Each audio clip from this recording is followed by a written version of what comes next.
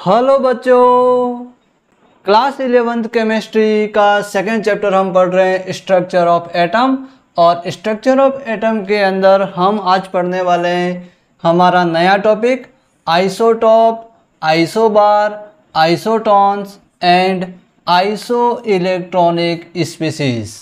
इन सभी के बारे में एक एक पॉइंट को अच्छे से क्लियर करना है ना। बिल्कुल आप ध्यान से पढ़िएगा। ये जो आपके सामने जो लिखा हुआ है उसकी एक एक पॉइंट को अच्छे से क्लियर करने वाला हूँ, है ना। ध्यान से देखिएगा और पढ़िएगा।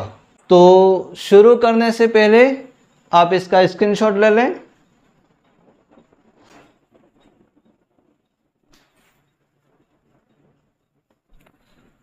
यस, तो शुरू करते हैं हमारा topic isotope, isobar, isotone and isoelectronic species.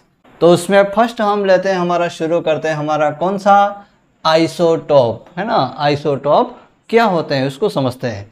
Yes, तो दे आर एटम, है ना, मतलब वो एटम जिसमें विच है ना, जिसमें क्या होता है, सेम एटॉमिक नंबर, जिसका एटॉमिक नंबर सेम होता है बट डिफरेंट मास नंबर, लेकिन उनका जो मास नंबर क्या होता है, डिफरेंट होता है। तो इसको हम क्या कहते हैं, तो इसको हम कहते हैं कॉल्ड आइसोटॉप। तो इसका मतलब ये होगा कि आइसोटॉप उसे कहते हैं कि ऐसे एलिमेंट या ऐसे एटम जिसमें हमारा एटॉमिक नंबर जो होता है वो सेम होता है और मास नंबर हमारा डिफरेंट होता है।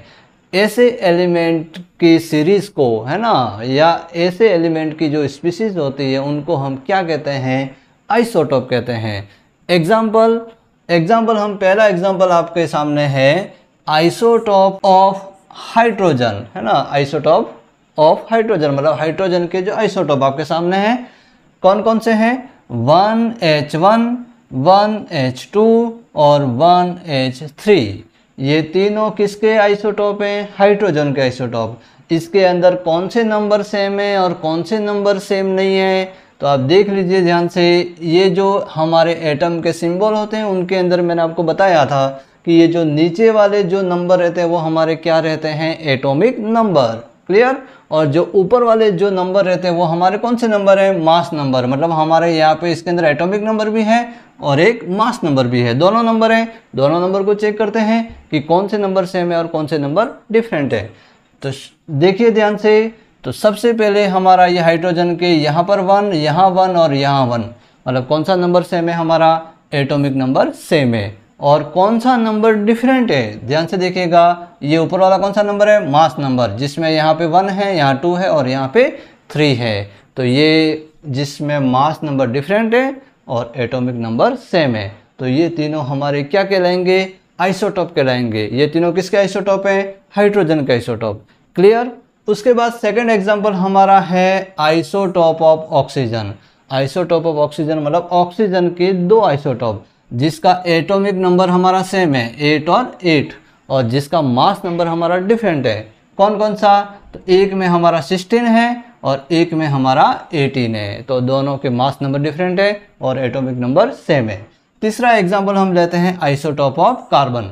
तो आइसोटॉप ऑफ कार्बन के अंदर कार्बन के जो आइसोटॉप होते हैं जिसके एटॉमिक नंबर दोनों सेम होते हैं 6 और मास नंबर दोनों के डिफरेंट, एक का मास नंबर 12, दूसरे का मास नंबर 14। तो ये हमारे दोनों हो जाएंगे कार्बन के आइसोटॉप।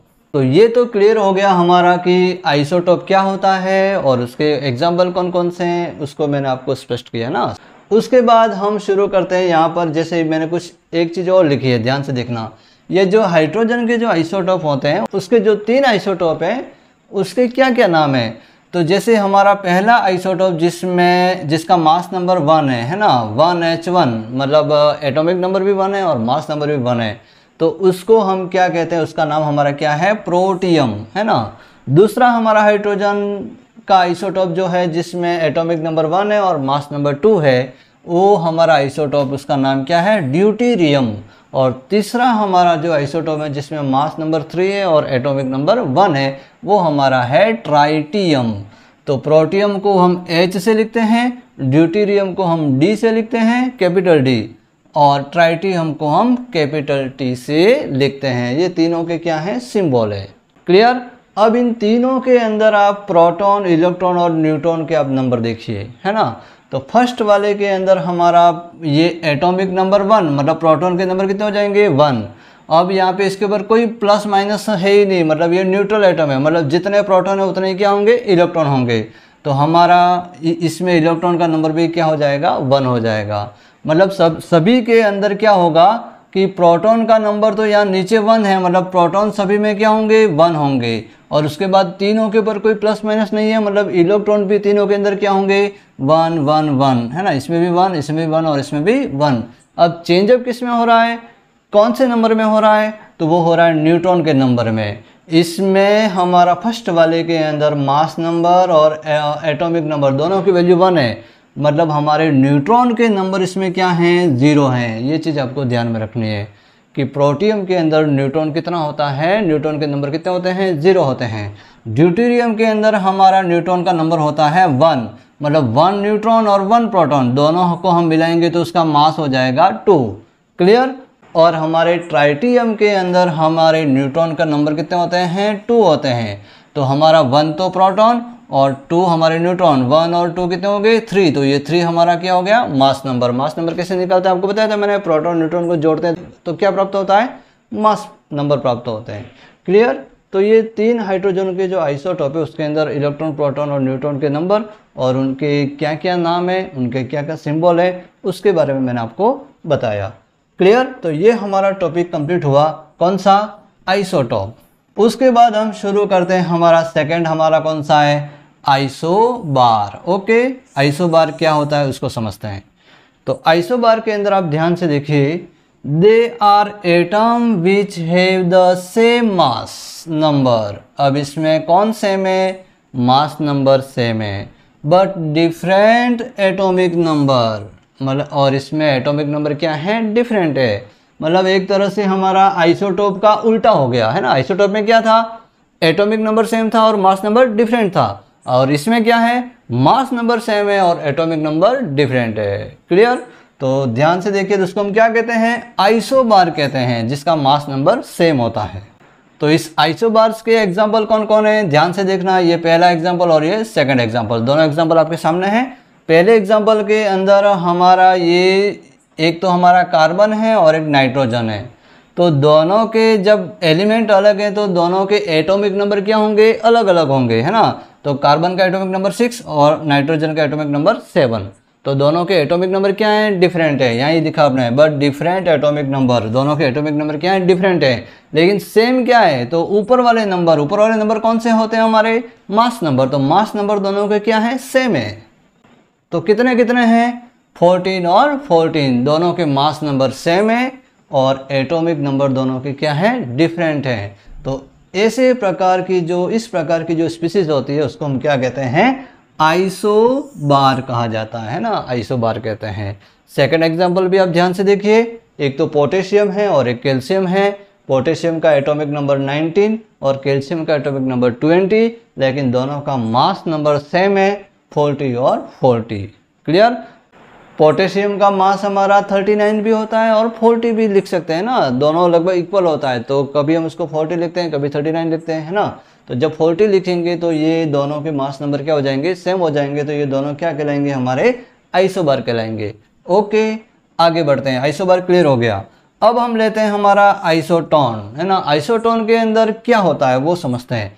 तो they are atom of different element, है ना, एलिमेंट अलग अलग हैं, दोनों एलिमेंट क्या है, अलग अलग है, लेकिन विच have the same number of neutron, लेकिन उनके अंदर न्यूट्रॉन के नंबर सेम है। कौन से नंबर सेम है, न्यूट्रॉन के नंबर सेम है। क्लियर। तो उसको हम क्या कहते हैं, आइसोटोन कहते हैं। तो उसको हम कहते हैं कॉल्ड आइसोटोन्स, जिसके अंदर हमारे न्यूट्रॉन के नंबर सेम होते हैं, उनको आइसोटोन कहते हैं, भले हमारे एलिमेंट अलग अलग हो। क्लियर। तो ध्यान से देखना, जैसे हमारा इसका एग्जाम्पल हम लेते हैं, एक तो 1H3 है ना। 1H3 के अंदर आप न्यूट्रॉन के नंबर निकालिए। न्यूट्रॉन के नंबर कैसे निकालेंगे, तो जो हमारा मास नंबर है उसमें प्रोटॉन को माइनस कर देंगे तो हमें न्यूट्रॉन के नंबर मिल जाएंगे। तो इसमें न्यूट्रॉन के नंबर कितने हैं, 3 - 1, तो न्यूट्रॉन के नंबर कितने हैं, 2 नंबर हैं। और इसमें हीलियम वाले में न्यूट्रॉन के कितने नंबर हैं, तो 4 - 2, उसमें भी न्यूट्रॉन के नंबर कितने हैं, 2।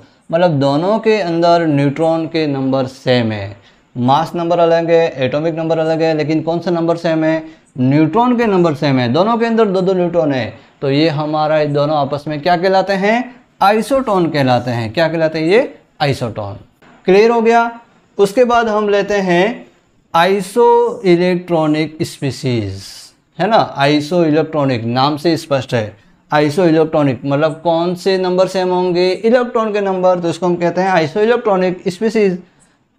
देखिए ध्यान से, दे आर एटम, या तो वो एटम या मॉलिक्यूल या आयंस।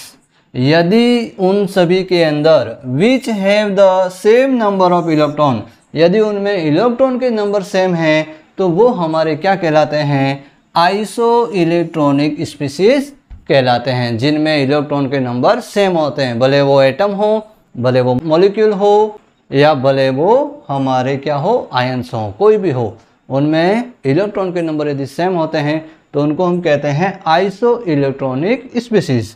एग्जाम्पल आपके सामने ध्यान से देखना।